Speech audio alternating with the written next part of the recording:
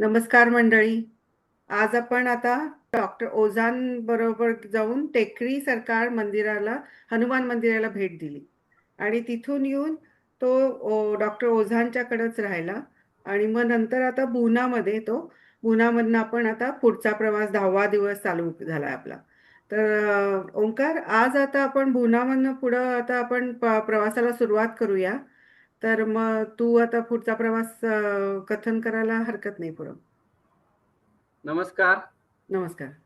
आतापर्यंतचा माझा चारधामचा प्रवास तर आपण ऐकतोच आहोत. पण हे जे काही आता वृषालीताईच्या माध्यमातून चाललंय ते फार छान चालू आहे आणि इंटरॅक्शन व्यवस्थित होतंय. तर मागच्या याच्यामध्ये मी गुनामध्ये थांबलो होतो. टेकरी सरकारमध्ये तिथे उंचावर जे मंदिर होतं, हनुमान मंदिर, तिथे जाऊन दर्शन घेतलं होतं आणि त्या दिवशी रात्री डॉक्टर ओझांच्या घरीच मी मुक्काम केला. छान अगत्य झालं, रात्री जेवण सुंदर झालं.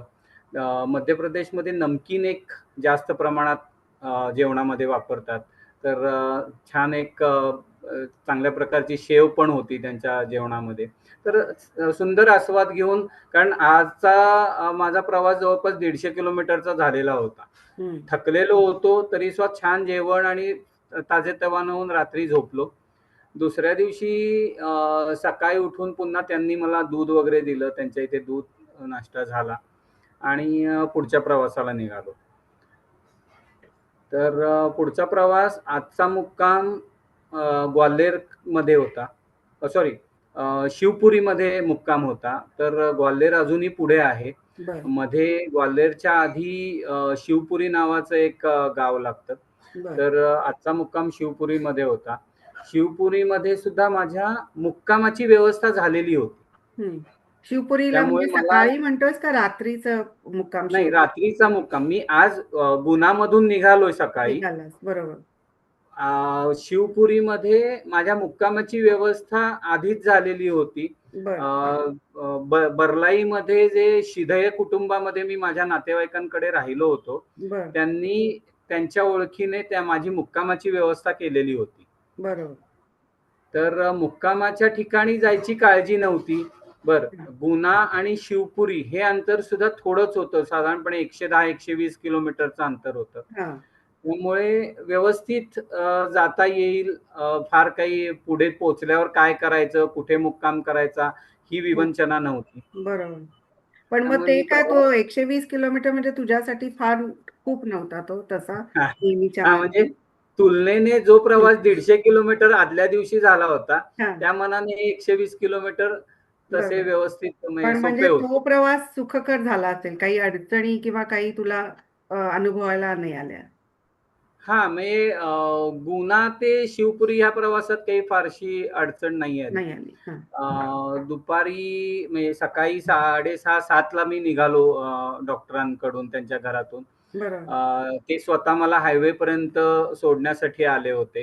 तर तिथून निघालो. तिथून पुढे तसा रस्ता सरळ होता, चढ उतार थोडेसे चढ होते. MIDC एरिया लागतो तिथे.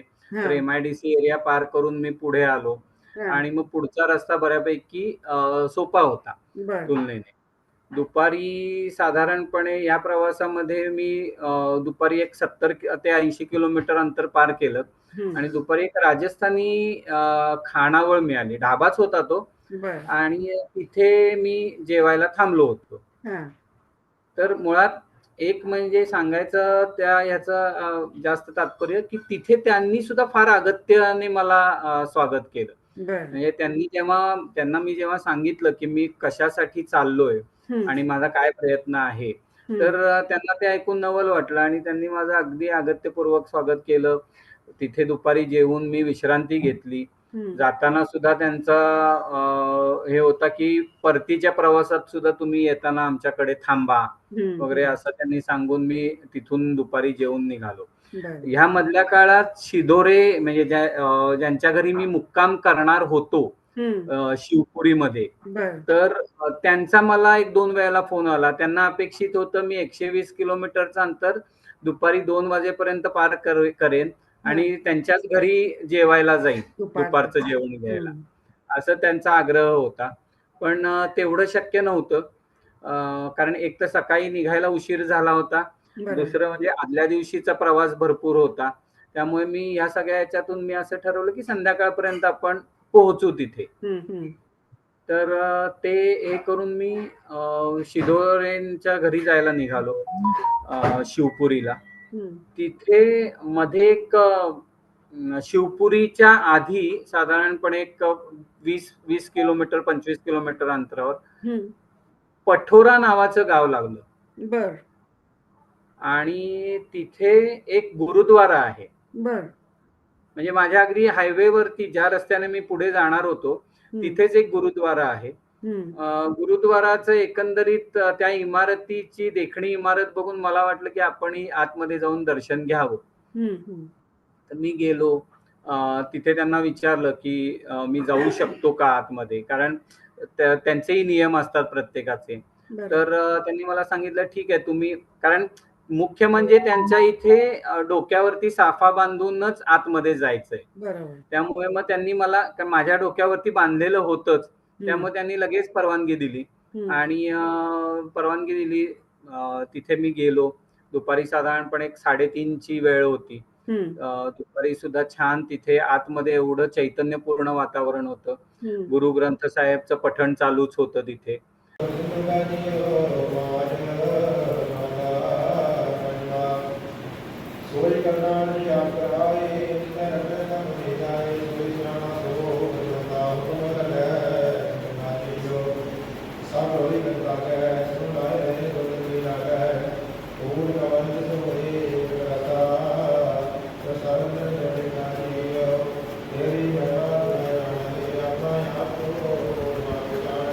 त्यामुळे ते थोडा वेळ तिथे बसून ऐकलं मी.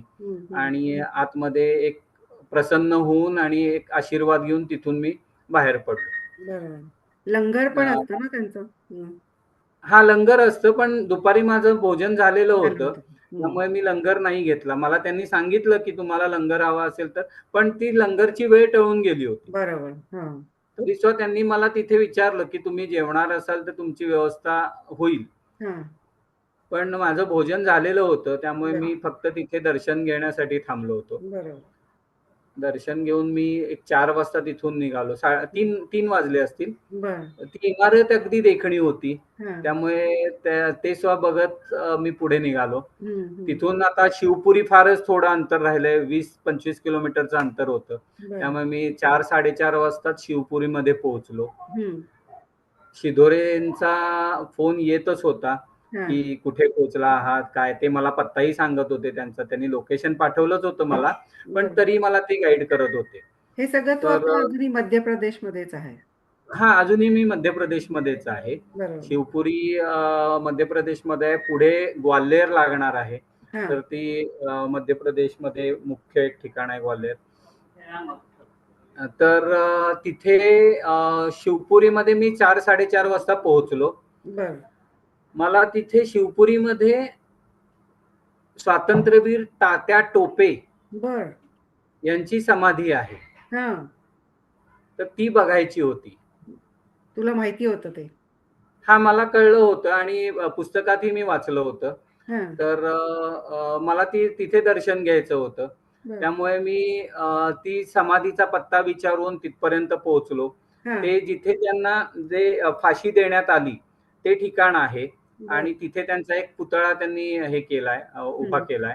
तर तिथे त्या ठिकाणी गेलो, नमस्कार केला, आणि मी फार भारावून पण गेलो, आणि एक उत्साह आणि त्यांच्या प्रती आपले ऋण व्यक्त करून मी तिथून पुढे निघालो. तिथे जातानाच माझी सायकल पडली. मी स्टँडवर लावली होती, पण ती खाली पडली आणि थोडंसं त्याच्यामध्ये डॅमेज झालं. मग परत तिथे एक दुकान शोधलं सायकलचं. आता कसं झालंय, सायकलचं रिपेअरचं दुकान मिळणं कठीण होतं. सायकलच्या सेल्स होतात काही ठिकाणी, मोठमोठ्या शोरूम मध्ये वगैरे सेल्स होतात, पण सायकल रिपेअर करण्याचं दुकान मिळणं कठीण होतं. त्यामुळे मला थोडंसं बाजारामध्ये फिरावं लागलं तिथे दुकान शोधण्यासाठी. पण एक दुकान मिळालं थोड्या वेळाने. तिथे त्यांनी, म्हणजे फार काही झालं नव्हतं, पण मला ते हे झाल्याशिवाय पुढे जाता येत नव्हतं पुढे, कारण आता मी शहरात असल्यामुळे हे करणं शक्य होतं. बरोबर. पुढे जाऊन तर काही अडचण येण्यापेक्षा मी तिथे ते दुरुस्त करून खरंय, घेतलं. खरंय. मला असं वाटतं लोकांनी आता ते एक नवीन गाड्या विकतात जसं ऑइल चेंज सर्व्हिसिंगचं असतं तसं सायकलचं पण एक त्यांनी विचार करायला पाहिजे. कारण ही आता सायकल विकतात पण ते सर्व्हिसिंग नाही किंवा पंक्चर नाही, तर ते एक मोठा प्रश्नच आहे नाही का? आता जरी लोकल चालवत असाल तरी ते एक हेच आहे. सायकल एक तर कसं झालंय, सायकल चालवणाऱ्यांचं प्रमाण फारच कमी झालंय. बरोबर, त्यामुळे तिथे ते दुकान उघडून त्यांचा व्यवसाय होणं अपेक्षित आहे आणि तेवढा व्यवसाय होत नाही. बरोबर, बरोबर. त्यामुळे ते ह्या अडचणी आहेत. पण तरी सुद्धा अजूनही गावांमध्ये किंवा मोठ्या शहरांमध्ये काही ठिकाणी दुकानं मिळतात आपल्याला. हं. पण मला असं त्यामुळे वाटतं आत्ताच्या पार्श्वभूमीवरती पेट्रोल महाग आणि मिळणं कठीण झालंय सगळं. आता मला वाटतं हळूहळू फ्युचरमध्ये ते पण होणार आहे, होईलच मला वाटतं. सायकल स्वार परत येतील, लोक त्याच्यावरनच भाजीपाला खरेदी पूर्वी जसं व्हायचं गांधी हां, टोपीमधून. अगदी आणि चांगलं आहे झालं तर दोन्ही दृष्टीने एक तर प्रदूषण आणि म्हणजे आज इंधन आपल्याला मिळत नाही. आपल्याला इंधन बाहेर देशातून मागवावं लागतंय. बरोबर. त्याच्यासाठी आपले रुपये खर्च करावे लागतायत. हे सगळा विचार केला तर जर सायकलिंग आणि सायकल चालवणाऱ्या लोकांची संख्या वाढली, तर तो देशावरचा आर्थिक भार सुद्धा कमी होईल आणि स्वतःच्या प्रकृतीसाठी ते चांगलं आहे. नक्कीच, नक्की. आणि मला वाटतं हे सायकल कंपन्या वगैरे ते त्यांना आता ते गोष्टी रिअलाईज होतील आणि ते मार्केटिंग कसं करतील किंवा त्या पद्धतीनं त्यांच्या हातात आहे त्या गोष्टी. पण आहेत, आहेत. ती गोष्ट आहेच. नाहीतर सायकलसारखीच आणि एक विदाऊट इंधन अ, होईल चालू किंवा काहीतरी जी हां आणि आता हं. इलेक्ट्रिक सायकल पण आहेत हं, बाजारामध्ये. हं. इलेक्ट्रिक सायकल सुद्धा तेवढ्याच चांगल्या आहेत. गिअरच्या सायकलमध्ये तर बरेच इनोव्हेशन झालेत हो, हो. आणि फार कमी वजनाच्या, अतिशय चांगल्या बरोबर. चालणाऱ्या सायकल बऱ्याच आहेत पण आता. आता आपला विषय निघाला त्यावरनं मला आठवलं, की तू इलेक्ट्रिक सायकलचा विचार केला नाहीस का एवढ्या लांबच्या प्रवासाला? हां, इलेक्ट्रिक सायकलचं त्याच्या मागचा म्हणजे माझा याचा जो मोटिव्ह आहे, की आपण स्वार्थ आणि परमार्थ दोन्ही याच्यामध्ये आहे. हां, स्वार्थ असा, की माझी भटकंती, माझं आवड आहे ते पूर्ण व्हावं. त्याच्याच बरोबर शारीरिक व्यायाम पण घडला पाहिजे. बरोबर, कारण शहरांमध्ये या गोष्टी आत्ताच्या आपल्या रोजच्या जीवनामध्ये, जीवनशैलीमध्ये त्या शक्य होत नाहीत. बरोबर. त्यामुळे शारीरिक व्यायाम घडून तो एक तप तुमच्याकडून झालं पाहिजे. तुमचं शरीर तुम्ही दमन जाताय नाही. चारधामला दर्शनासाठी, तर ती साधना आणि एक तप झालं पाहिजे, शरीर तापलं पाहिजे, तप साधना व्हायला पाहिजे. तर त्या दृष्टीने इलेक्ट्रिक सायकल मला तेवढी महत्त्वाची वाटली लक्झरीच आहे नाही. नाही का ती लक्झरीच आहे. लक्झरीच आहे आणि दुसरं इलेक्ट्रिक सायकलच्या काही लिमिटेशन्स आहेत, की जशा की त्याचं मायलेज किंवा जे काही एव्हरेज हे आहे, ते हं. 25-30 किलोमीटरचंच आहे. बरं, बरं. आणि 25-30 किलोमीटरच्या टप्प्यामध्ये मला चार्जिंग प्रत्येक वेळेला मिळणं शक्य नाहीये. बरोबर, किंवा तेवढा वेळ मी तिथे प्रत्येक वेळेला चार्जिंग करत थांबणं हेही शक्य नव्हतं. बरोबर, बरोबर. त्यामुळे ते अजून प्रॅक्टिकली तसं शक्य नाहीये त्या गोष्टी. नाहीये. बरोबर, त्यामुळे मी त्याचा नाही विचार केला. बरोबर. नाही सहज बोलता-बोलता आपला विषय निघाला म्हणून आठवण आली.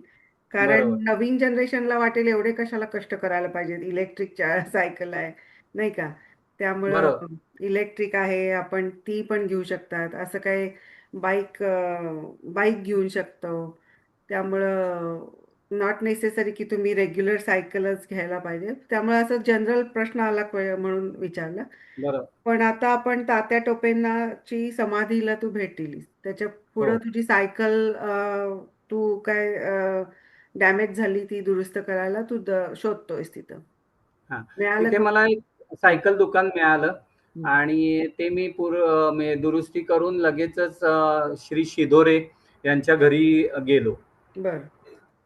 ते तर रात्री संध्याकाळ झाली होती का रात्र झाली? संध्याकाळी 5 वाजले, 5-5:30 वाजले होते.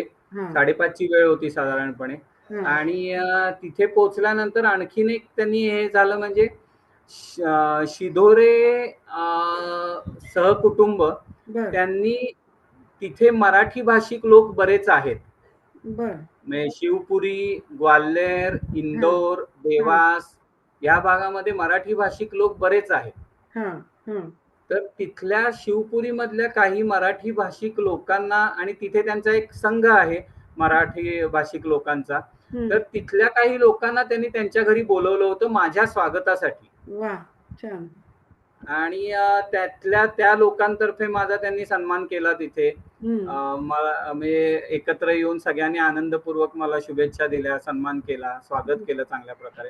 त्यामुळे एक म्हणजे कसं आहे की एवढ्या लांब हिंदी भाषिक प्रदेशामध्ये गेलोय, घरापासून आज जवळपास साधारणपणे 10-11 दिवस झालेत मी घरापासून बाहेर आहे आणि 11 दिवस सायकलिंग करतोय, थकलोय, शारीरिक दृष्ट्या थकलेलो आहे. तर अशा वेळेला एका मराठी भाषिक लोकांनी एकत्र येऊन परमुलखामध्ये आपला सन्मान करणं, त्यामुळे पूर्ण मी फ्रेश झालो, पुन्हा रिफ्रेश झालो आणि फार बरं वाटलं मला, आपल्या घरी असल्यासारखं वाटलं. शिदोरे पण मराठीच भाषिक आहेत नाही का? हा, शिदोरेही मराठी भाषिकच आहेत. महाराष्ट्रातले आपले कोकणातलेच आहेत ते, पहिलं त्यांचं कुटुंब. पण आज बरीच वर्ष मध्य प्रदेशमध्ये राहत आहेत. म्हणजे साधारणपणे त्यांची 3री किंवा 4थी पिढी होती. अरे बापरे. पण तरी अजूनही मराठी बोलतायत, नाहीतर लोक लगेच विसरून जातात. म्हणजे त्यांनी टिकवून ठेवलेलंच आहे मराठी तिथे. म्हणजे ही साधारणपणे पेशवाईच्या काळातली गोष्ट आहे, जेव्हा महाराष्ट्राचा मराठी साम्राज्याचा विस्तार अगदी अटकेपर्यंत गेला, तेव्हा आपल्याला माहितीये की शिंदे, होळकर, पवार या सगळे मराठी कुटुंबांनी तिथे सरदार होते या मध्य प्रदेश आणि या भागामध्ये. त्यामुळे तिथे मराठीशाही अजूनही म्हणजे मराठी कुटुंब आहेत त्यावेळेला जी गेलेली. जसं की आपण झाशीची राणीचं नाव ऐकतो, राणी लक्ष्मीबाईंचं, तात्या टोपेंचं नाव ऐकतो. ही सगळी तिथलीच आपली मराठी भाषिक आणि महाराष्ट्रातलीच मंडळी तिथे गेलेली आहेत आणि ती अजूनही त्यांनी मराठी भाषा तिथे टिकवून ठेवली, जपलेली. आणि त्यामुळे त्यांचं खाणं पिणं वगैरे सगळं मराठी, सगळं महाराष्ट्र. हो, बरोबर. मग तिथं त्यांनी जेवण तू तिथंच केलं संध्याकाळचं सगळ्यांनी? संध्याकाळी सगळेजण म्हणजे बरेच लोक तिथे एकत्र जमले होते. मग त्यांच्याबरोबर गप्पा झाल्या, चहा कॉफी वगैरे ह्या सगळ्या गोष्टी झाल्या. त्यानंतर मग काही वेळाने ही सगळी मंडळी गेल्यानंतर मी फ्रेश झालो, आंघोळ केली आणि रात्री आम्ही एकत्र जेवण घेतलं शिदोरे कुटुंबाबरोबर. आणि मग ते त्या दिवशी रात्री राहिल्यानंतर दुसऱ्या दिवशी तुझा परत पुढचा मुक्काम? दुसऱ्या दिवशी प्रवास चालूच होणार होता. रात्री सुद्धा आमच्या भरपूर गप्पा झाल्या आणि दमलेलो असलो तरी सुद्धा त्यांनाही वाटत होतं आणि मलाही त्या कुटुंबाबरोबर गप्पा मारायला आवडलं आणि आम्ही बराच वेळ गप्पा मारला एकत्रितपणे तिघांनी चौघांनी. आल्यानंतर काही कनेक्शन परत झालं की नाही फोनवरती? फोन अधून मधून आता होतो. आठवण काढत असतील तुझी. अगदी. मग आता 10वा दिवस तुझा आता झाला इथं शिदोऱ्यांच्याकडं. तू हा शिवपुरीमध्ये 10वा दिवशी तू राहिलास वास्तव्यास आणि मग नंतर दुसऱ्या दिवशी 11व्या दिवशी आता तू पुढं तिथनं पुढं चालू होणार. मग तिथं सकाळचा 11व्या दिवशी सकाळी शिदोरेंच्याच घरातून त्यांचा एकतर आग्रह आणि त्यांनी अगदी अगत्यपूर्वक मला पुढेचा डबा पण दिला होता जेवणासाठीचा.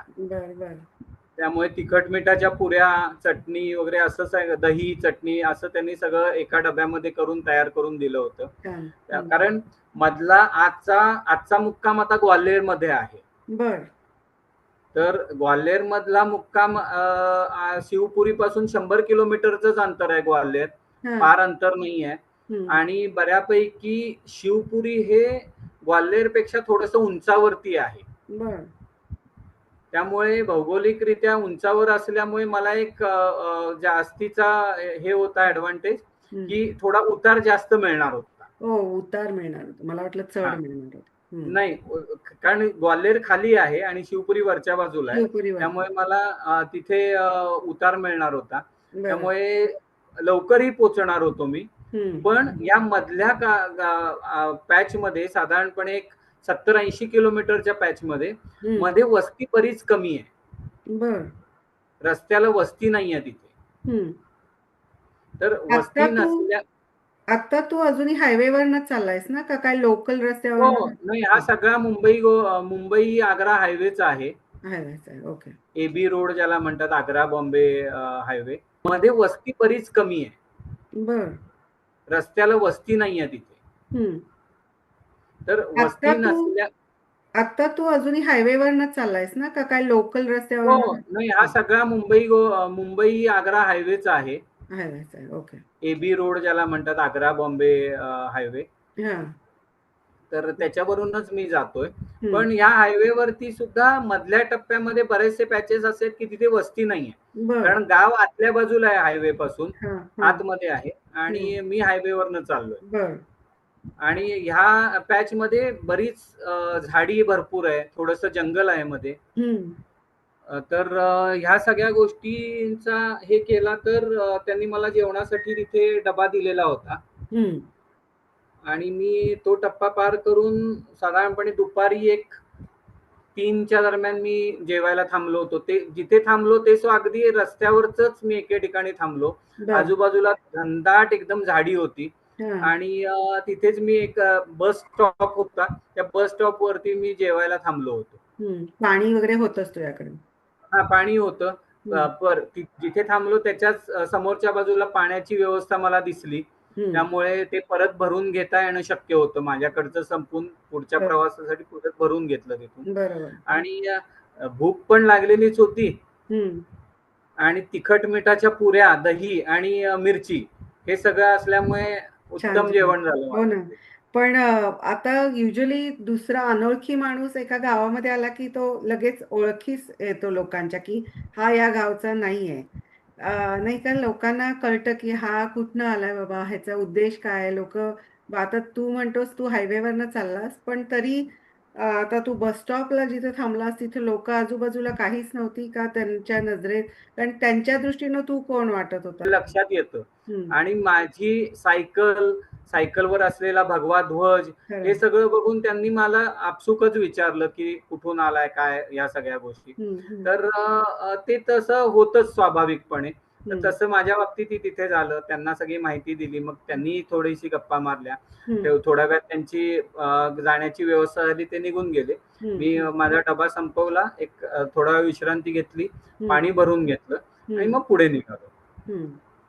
हो, कारण हम्म. याच्यामध्ये बस स्टॉपवर मी जायच्या आधीचा एक प्रसंग असा आहे बर. की म्हणजे शिवपुरीमध्येच मला शिदोरेंनी सांगितलेलं होतं हम्म. की नेमका त्या दिवशी शनिवार होता. हम्म. आणखीन शनी मंदिर रस्त्यामध्ये एक लागतं, बर. जे हायवेवरतीच आहे. गुरावल नावाचं गाव आहे. कुठलं? गुरावल. गुरावल. गुरावल. हा. हा. तर त्या नावाच्या गावात एक शनी मंदिर आहे. हम्म. आणि त्या शनी मंदिरामध्ये दर्शन घे असं मला त्यांनी सांगितलं होतं, कारण शनिवार होता. हो हो. तर ठीक आहे. तर ह्याच्यामध्ये शिवपुरीपासून साधारणपणे 40-50 किलोमीटर अंतरावरती ते मंदिर असेल.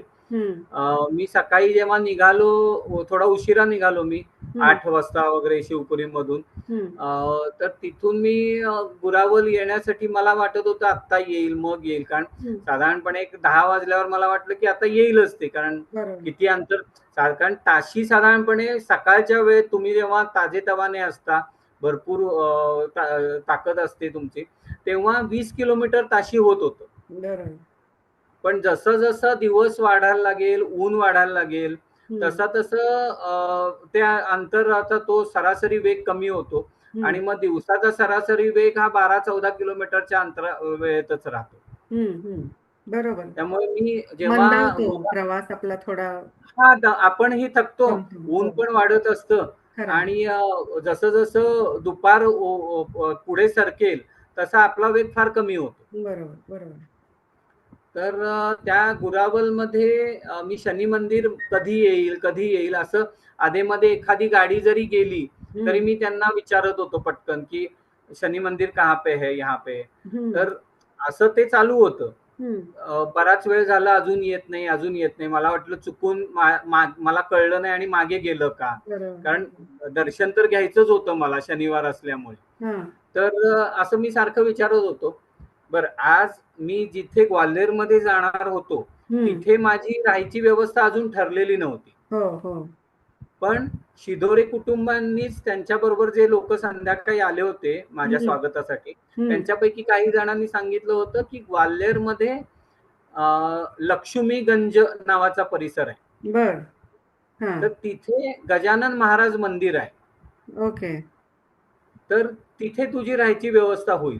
हा मग गजानन महाराज म्हणजे मी पुन्हा म्हटलं की आज हा एक चांगला योगायोग आहे आणि तिथे व्यवस्था होत असेल तर त्यापेक्षा चांगलं मला आणखीन काहीच नव्हतं. बरोबर. म्हणून मी माझ्या डोक्यात तेच होतं की आपण गजानन महाराज मंदिरात मुक्कामाला आज जायचंय. तिथे गेल्यावर शोधायचं आणि मुक्कामाला तिथे जायचं. बरोबर. तर हे एक चालू होतं. त्यामुळे राहायची व्यवस्था मला आता काळजी नव्हती की तिथे जाऊन मंदिर शोधायचं आणि आपण रात्री तिथे राहायचं. बरोबर. म्हणून मी निवांत थोडासा चाललो होतो. फक्त ते शनी मंदिर चुकू नये, ते ओलांडून मी पुढे जाऊ नये म्हणून मी येणाऱ्या जाणाऱ्या वाहनांना किंवा कोणी चालत जाणारा वाटसरू मिळाला तर त्याला थांबून विचारत होतो. मग ते सांगत होते अजून पुढे आहे वगैरे. असाच मी जात असताना एक मोटरसायकलवाला मला पास झाला. आणि मी पटकन त्याला म्हणजे मागे वळून विचारलं. मागून मला आवाज आला गाडीचा, कोणीतरी येतंय आता. आणि ही 4 व्हीलर नाहीये, कारण 4 व्हीलर सुसाट वेगाने जात होती. 2 व्हीलर हळूहळू जात होती माझ्या बाजूने. तर मला लक्षात आलं की हा आता 2 व्हीलर वाला कोणीतरी जातोय, दुचाकीस्वार. म्हणून मी पटकन वळून विचारेपर्यंत तो पुढे निघून गेला.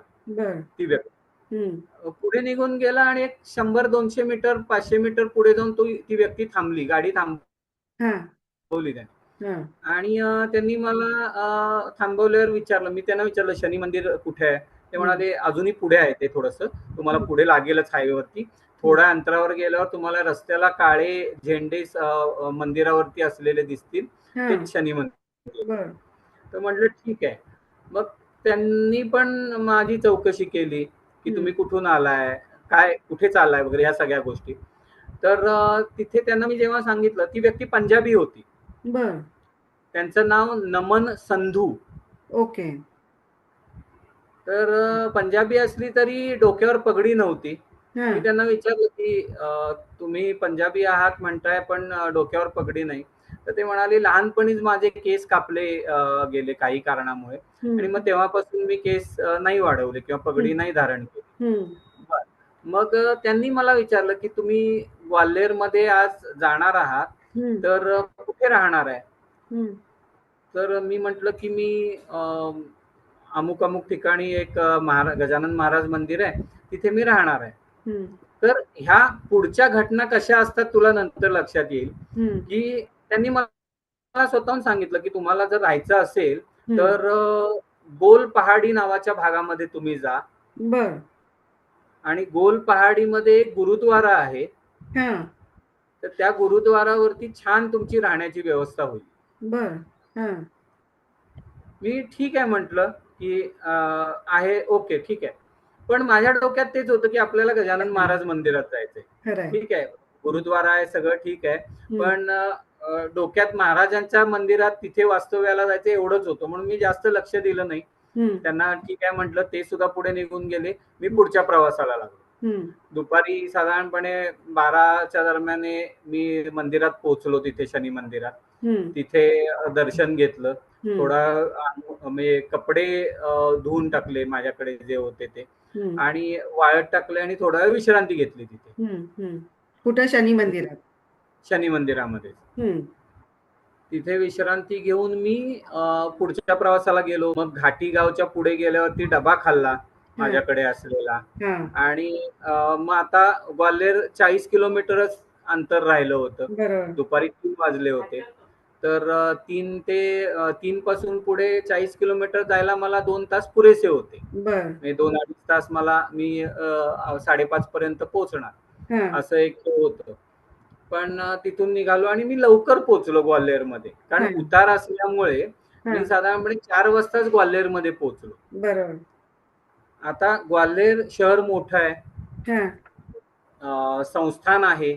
माधवराव सिंधिया आता जे तिथले MLA आहेत त्यांच्या घराण्याचं, सिंधिया घराण्याचं मोठं संस्थान आहे ते.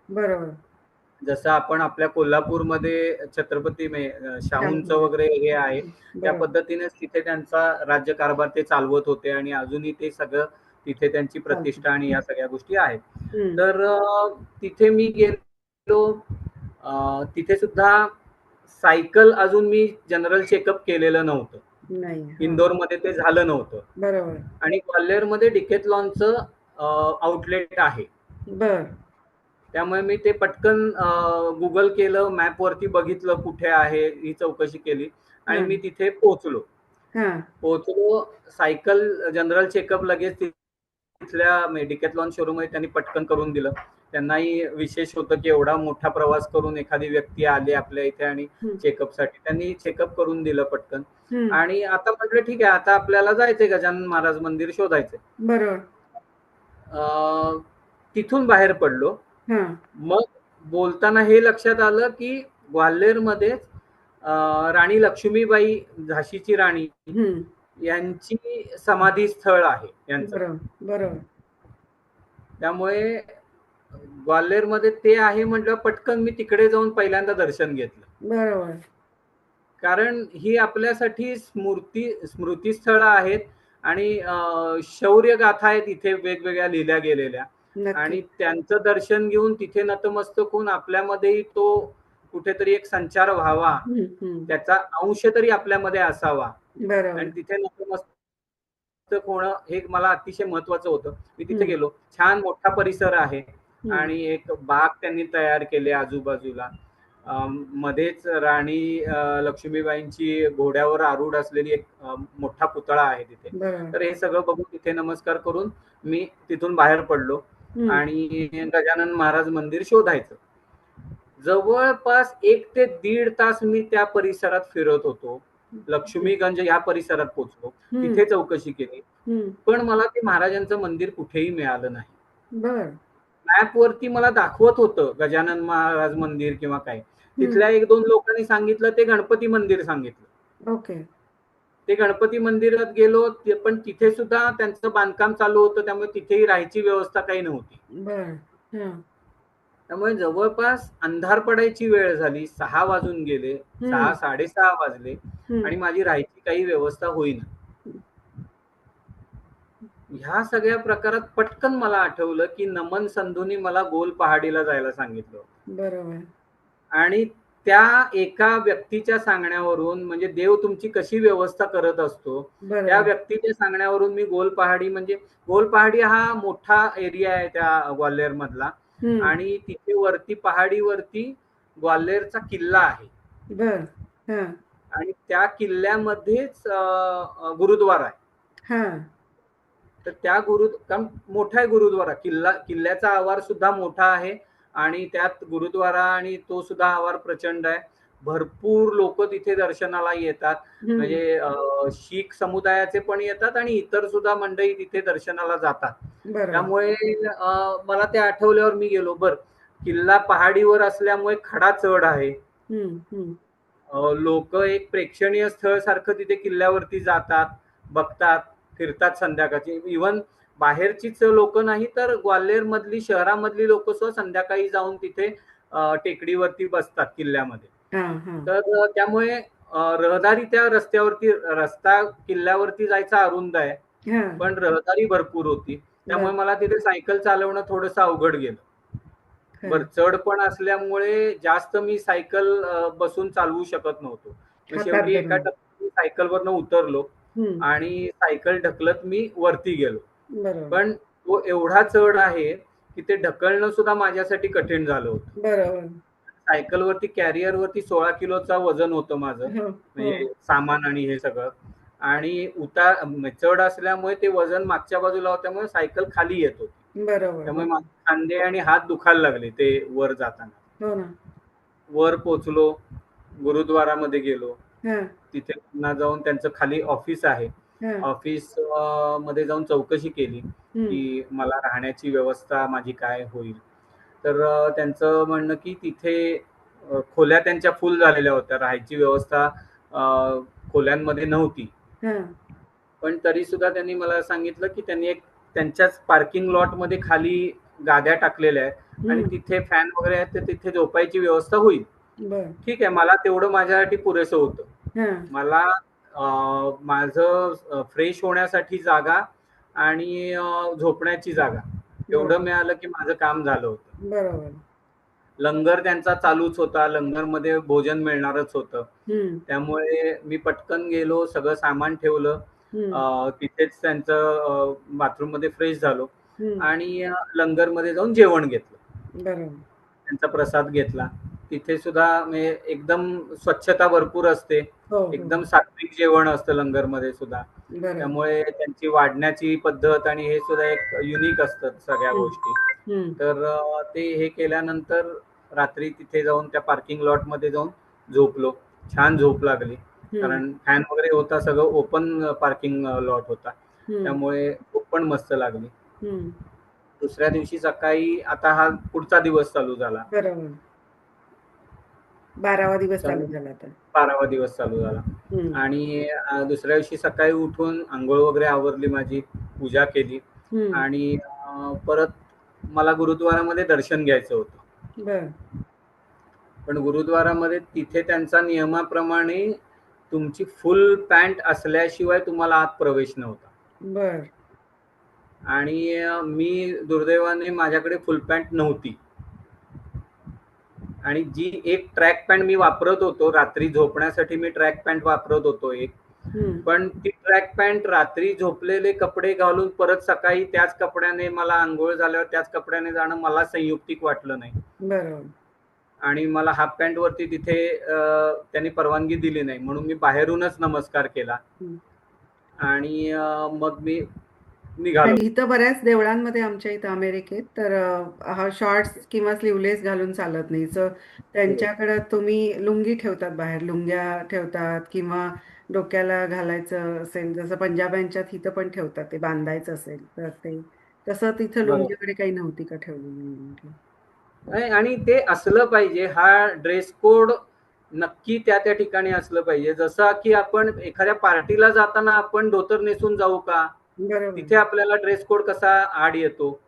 मग तुम्ही देवळात जाताना का ड्रेस कोड फॉलो नाही करत? खरंच चांगली गोष्ट आहे ती. आणि त्यामुळं देवळात येणारे लोक नाही, मला असं म्हणायचं की तुला तिथं नव्हतं का तसं ठेवलेलं त्यांनी लुंगी किंवा असं काही त्यांच्या? हा, तशी व्यवस्था नव्हती तिथे. हा, इथं अमेरिकेत ती गरजच आहे, कारण लोक कुठल्याही अवतारात येतात. स्पेसिफिकली अटायर म्हणून बाहेर लिहिलेलं असतं की तुम्ही स्लीवलेस घालून येऊ नये, बायकांनी शॉर्ट्स घालून येऊ नये. अगदी लहान मुलांना 4 वर्ष का 2-3 वर्षापर्यंत चालतं शॉर्ट्स आणि हे.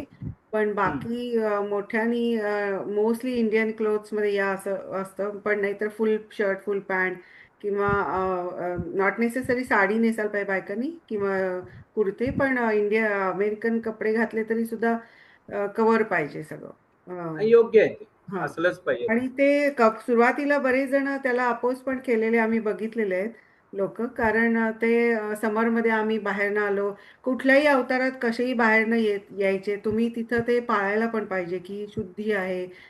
कारण आपण आणि same thing, not just Hindu temple, बाकीच्या यांच्यात पण तसंच असतं. तिथं आपण काही आर्ग्युमेंट करत नाही किंवा पाळतो. जसं पंजाबी लोकांच्यात बांधतात किंवा ख्रिश्चनांच्यात त्यांचं ते दर रविवारी इथं चर्चला जातात, सूट बूट घालून जातात अगदी व्यवस्थित. दर रविवारी असतो त्यांचं. अगदी लहान मुलांपासनं सगळीजण सुटाबुटात जातात. आणि योग्य आहे. हिंदूच थोडासा लवचिक धर्म आहे की काहीही केलं तरी चालतं आणि त्याचा गैरफायदा आपलेच लोक घेतात, त्याचं फार वाईट वाटतं. हो हो, नाही पण तेच हळूहळू आता होत आहे, जागृती होतीये, लोक पाळताय. त्यामुळे इथं अमेरिकेत तरी आता बऱ्यापैकी सगळ्या टेम्पलमध्ये लिहिलेलं आहे अटायर की तुम्ही काय घालायचं, घालून येऊ नका. तर साधारणपणे मी तिथून मग बाहेर निघालो. मनामध्ये रुखरुख राहिली की दर्शन घेता आलं नाही. एवढा मोठा गुरुद्वारा आहे आणि तिथे दर्शन घेणं मला गरजेचं वाटलं. पण ठीक आहे, पुन्हा जाईन कधी, म्हणजे सायकलनेच जाईन असं नाही, पण फिरायला नक्की, दर्शन घ्यायला नक्की. गुरुद्वारामध्ये तू गेला होतास तू आधीच्या दिवशी? तिथे गेलो होतो. तिथे त्यांनी मला हाफ पॅन्ट वरती जाऊ दिलं, फक्त डोक्याला साफा बांधणं गरजेचं होतं आणि तिथे मला त्यांनी जाऊ दिलं. पण इथे त्यांचा नियमाप्रमाणे जाता नाही आलं. पण ठीक आहे, ग्वाल्हेरमध्ये असल्यामुळं मोठं असणार ना इथलं. हा मोठा आहे, फार मोठा महत्व असलेला गुरुद्वारा आहे तो त्यांचा. तर तिथून मग बाहेर पडलो आणि त्या किल्ल्यावरच राजा मानसिंग यांचा राजवाडा आहे.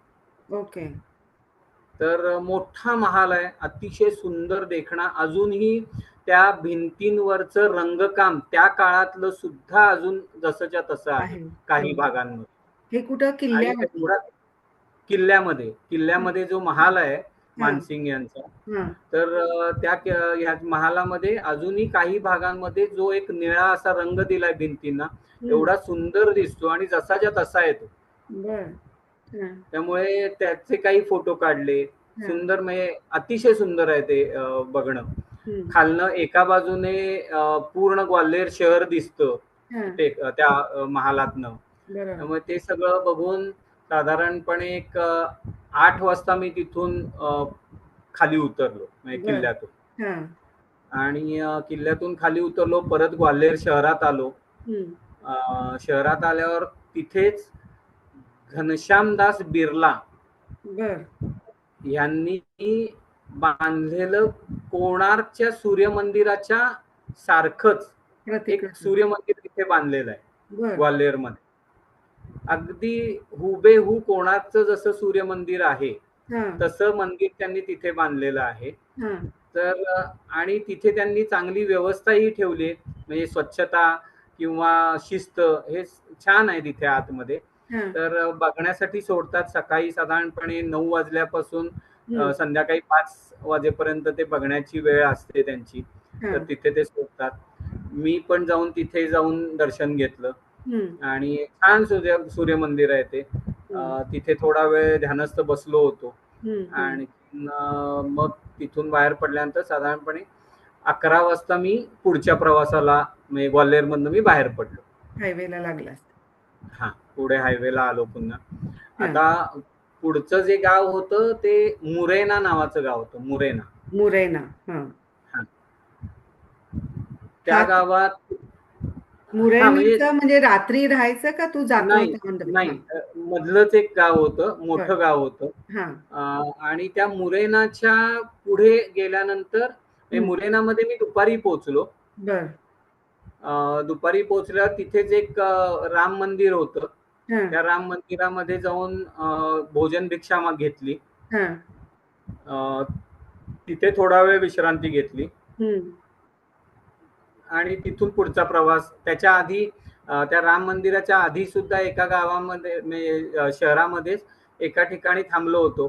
तर तो असा आश्रम सारखा एक छोटासा आश्रम होता. तिथे एक महाराज होते, पण आश्रम म्हणजे गमतीशीर होता. तिथे आश्रमात त्यांच्या इथे दुपारच्या वेळेला किंवा संध्याकाळी आजूबाजूचे लोक गप्पा मारायला, मग थोडस राजकारण, समाजकारण, तिथे काय चालतं, आजूबाजूला घडामोडी काय होतात त्याच्या गप्पा, असं सगळं ते त्यांची मजा चालू होती. म्हणजे सिनियर लोकांचं, सिनियर सिटीजन सारखं. सिनियर मिक्स होते, मध्यमवयीन लोक पण होते तिथे. पण म्हणजे एकत्र येऊन थोड्याशा विश्रांतीच्या वेळेला एकत्र येऊन गप्पा मारणं आणि थोडेसे विचारांचा आदान प्रदान करणं, अशा प्रकारचा तो हे होता. मग तिथे थांबलो. तिथे त्यांनी मला पाणी बिणी दिलं, ते झालं, गप्पा झाल्या आणि मग तिथून पुढे मुरैनामध्ये आलो. मुरैनामध्ये राम मंदिर मध्ये भोजन भिक्षा घेतली, विश्रांती घेतली तिथे. आणि मग आज आता आजच्या याच्यामध्ये एक होतं की मी मध्य प्रदेश ओलांडून वीरभूमी राजस्थान मध्ये जाणार होतो. राजस्थानचा अगदी छोटासा टापू ह्या भागामधनं मी पुढे जाणार होतो. म्हणजे साधारणपणे 40 किलोमीटरचाच पट्टा होता की जो मध्ये येतो. म्हणजे आधी मध्य प्रदेश, मध्ये राजस्थान आणि त्याच्या पुढे उत्तर प्रदेश. आणि हा जो काही 40 किलोमीटरचा टापू आहे ते चंबळचं खोरं म्हटलं जातं त्याला. ओके. आणि चंबळ खोरं हे जुन्या काळात जसं आपण ऐकलेलं आहे, एकदम आयसोलेटेड, बरेचसे डाकू लोक, बिहड भरपूर आहेत, डोंगरामध्ये बिहड आहेत, डाकू तिथे आहेत भरपूर. हे जे आपण ऐकलेलं होतं तशा पाऊलखुणा अजूनही तिथे दिसतात. थोडीशी लोक त्या पद्धतीची वाटतात आपल्याला, पण आता बरचसं चित्र पालटलंय आणि बऱ्याचशा सुधारणा झालेल्या आहेत या सगळ्या भागामध्ये. तरी सुद्धा एक मनामध्ये भीती होती की चंबळचं खोरं, म्हणजे हा धोलपूर जिल्हा येतो राजस्थानचा. आणि या धोलपूर जिल्ह्यामधून मी पुढे जाऊन पुढे ह्याच्यामध्ये जाणार होतो, उत्तर प्रदेश मध्ये जाणार होतो. पण मग तिथल्या लोकांनी तुला बघितल्यानंतर थांबून काय विचारलं का? कारण त्यांची तर जास्तच उत्सुकता असेल की हे काहीतरी वेगळंच दिसतं. हे कोण आलं? एक तर झेंडा लावून आहे, भगवा झेंडा आहे.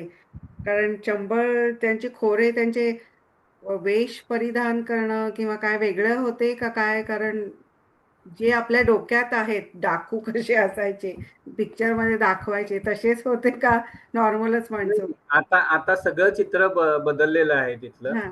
आता व्यवस्थित लोक आपापली कामं करतायत आणि सगळं रुटीन त्यांचं चालू आहे. हा, बर. वेश थोडाफार राजस्थानी आउटफिट मध्ये आपण तिथे बघतो की जे त्या त्या भागातलं आहे. हम्म. एकतर गरमी भरपूर असल्यामुळे पांढरे कपडे बरेच जण लोक बर. घालतात. हम्म. रंगीबिरंगी डोक्याला फेटे असतात. हम्म. तर ह्या गोष्टी आपण बघतो, तिथेही त्या बघायला मिळाल्या. हम्म. आणि बाकी जे ऐकल्या पद्धतीने डाकू वगैरे असं आता काही नाहीये. नाहीये. थोडासा रांगडेपणा लोकांमध्ये आहे त्यांच्या आहे. बोलण्यामध्ये आणि स्वभावामध्ये, हं. पण ती भीती नाही आता. नाहीये. पण हत्यारं वगैरे घेऊन अशी काही चालत नाही, रस्त्यावर नाही, नाही. असं आता काही तसं नाही. काही नाही. हां, आता नाहीये ते. बरोबर. तर हे पिक्चरमध्येच मुरेना बरेच गोष्टी दाखवल्यामुळे त्याच डोक्यात आहेत हां, गोष्टी. तर तसा एक काळ होता किंवा हं, अजूनही काही भागांमध्ये तशा गोष्टी होत असतील. बरोबर. जे फार आयसोलेटेड भाग आहेत अजूनही, हां, हां. तिथे या गोष्टी होत आहेत. पण आता मी जातोय हायवेने, त्यामुळे बरोबर. हायवेच्या दोन्ही बाजूला ते शहरच आहे मुरेना. त्यामुळे आणि धौलपूर जिल्हा आहे. हं, मुरेना हं. हे मध्य प्रदेश मधलंच शहर आहे. बरं, त्याच्या पुढे ते धौलपूर चालू होतं, बरं. राजस्थान. हां, तर तिथून मी धौलपूरमधून पुढे गेलो. हां. मस्त मध्ये अ, मध्य प्रदेश आणि राजस्थान या हं. दोन्ही राज्यांना जोडणार राज्यांच्या मधून चंबळ नदी वाहते बरं. आणि चंबळ नदीच्या या बाजूला मध्य प्रदेश, दुसऱ्या बाजूला राजस्थान हं, असं ते आहे. मोठाच्या मोठा पूल आहे त्या नदीवरती. हं. नदीचं पात्र सुद्धा प्रचंड मोठं आहे चंबळ नदीचं. हां. तर दुपारी मी तिथून गेलो.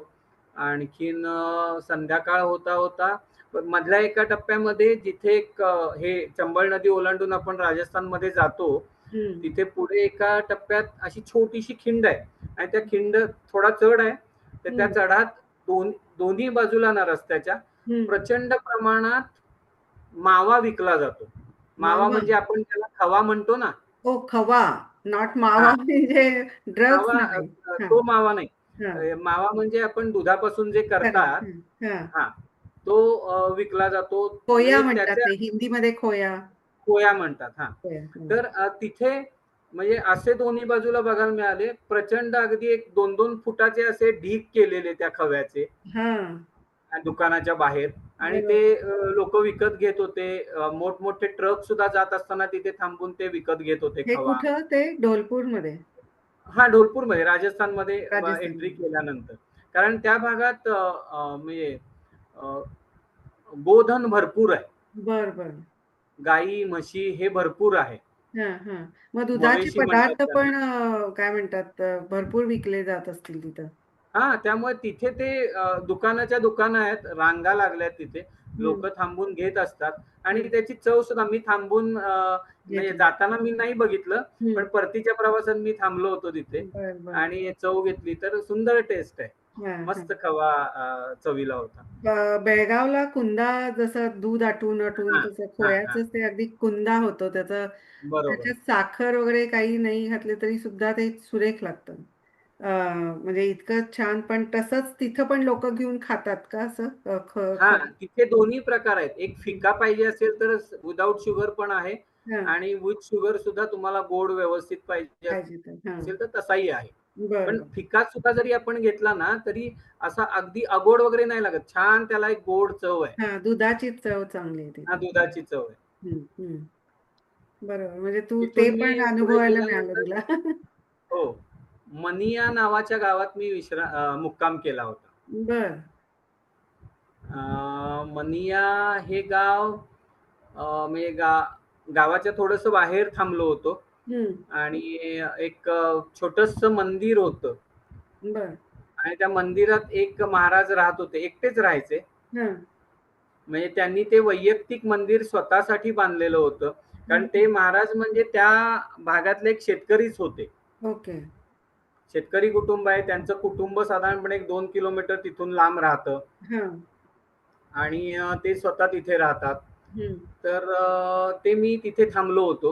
हं. त्याच्याच म्हणजे ती जी जागा आहे मंदिराची हायवेला लागूनच आहे, ती हं. त्यांचीच स्वतःची जागा होती आणि बरं. त्यांनी आता म्हणजे संसारामधून थोडंसं बाजूला जाऊन आपल्या रोजच्या ह्याच्यातून बाजूला जाऊन हं. देवासाठी नामस्मरण, साधना याच्यासाठी ते मंदिर बांधून ते तिथे राहत होते. बरं, बरं. तर मी त्यांच्याबरोबर तिथे राहिलो त्या दिवशी, त्या हां. रात्री. हां. आणि त्याच बाजूला एक ढाबा होता. बरं. त्या मंदिराच्याच बाजूला. हां. कारण ते स्वतः रात्रीचं भोजन घेत नव्हते. ओके. हां. एक वेळचं जरी जेवण. त्यांचं घर जवळ असलं, हं. तरी ते घरातून काही घेत नव्हते. हं. स्वतः त्यांचं जेवण करायचे हं. आणि रात्री ते जेवत नव्हते. बरं. त्यामुळे त्यांनी मला अगदी राहतानाच सांगितलं होतं, की भोजन व्यवस्था यहाँ पर नहीं होगी. हं. म्हणजे राहणार असाल तर राहा, पण रात्री जेवणाची व्यवस्था नाही होणार. बरं, बरं. तुम्हाला जेवणासाठी तुम्हाला शेजारी ढाब्यामध्येच विचारावं लागेल. हं. त्यामुळे मग मी रात्री ढाब्यामध्ये भोजन भिक्षा घेतली. हां. त्यांनी मला लगेच म्हणजे त्यांना जेव्हा कळलं मी माझा प्रवास आणि त्यांनी हां. माझ्याकडून पैसे न घेताच मला जेवण दिलं. बरं. रात्री जेवलो तिथे हं. आणि वस्ती करून दुसऱ्या दिवशी पहाटे मी लवकर तिथून बाहेर पडलो. बरोबर. आज मध्ये पोहोचलो. हनियामध्ये आपण ढाब्यावरती तिथं म्हणजे मंदिरात त्यांच्याबरोबर तू राहिलास, तिथंच आपण आज आता थांबूया प्रवास करून आणि मग पुढचा प्रवास आपण पुढच्या भागात चालू करूया. पण मला ठीक आहे. आतापर्यंतच्या प्रवासात मला आता असं लक्षात येतंय, की तुझे कितीतरी मंदिर मंदिर झालेत, गुरुद्वार झालेत, ढाबे झालेत, नाही का? आणि लोकं बरोबर. पण तुला अलोंग द वे तुला अशी भेटत गेली, की तुला बरोबर ते आणि गजानन महाराज असल्यामुळे तर काय या सगळ्या गोष्टी सहजच होणार होत्या. ते त्यात बरोबर. काही नवलच नाहीये.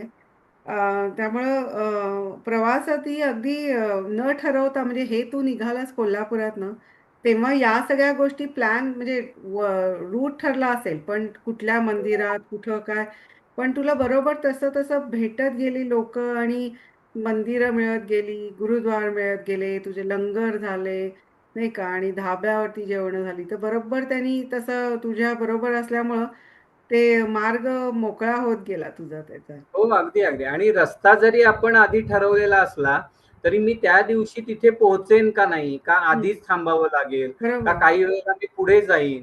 हो हे ना. सगळं काही ठरलेलं नसायचं. ते हो ना. तिथे जाऊनच मला चौकशी करायला लागायची. खरं आहे, खरं आणि आहे.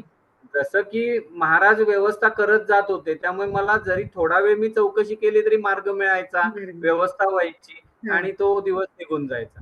म्हणजे हे खरंच म्हणायला पाहिजे, की आता आणि तुझा विश्वास आहे, त्यामुळं तर तुला जास्त अनुभव येतच असतील. पण एक शक्ती आहेच कुठं ना कुठं, की जी तुम्ही नक्कीच ज्याच्यावर आहे. विश्वास ठेवता, ती तुमच्या फक्त तुम्ही काय सत्कार्य करता, कुकर्म करता का काय करता, त्याप्रमाणे तुम्हाला तसे अनुभव येत जातात आणि तुम्ही फक्त एक पाऊल उचला, तुमच्याबरोबर 100 पावलं यायला तयारच असते ती शक्ती. त्यामुळं मला पण ते खूप हेतू वाटतं शुद्ध ते असल्यावरती अ, देव आपली मदत करत असतो, आपल्याला मार्ग दाखवत असतो.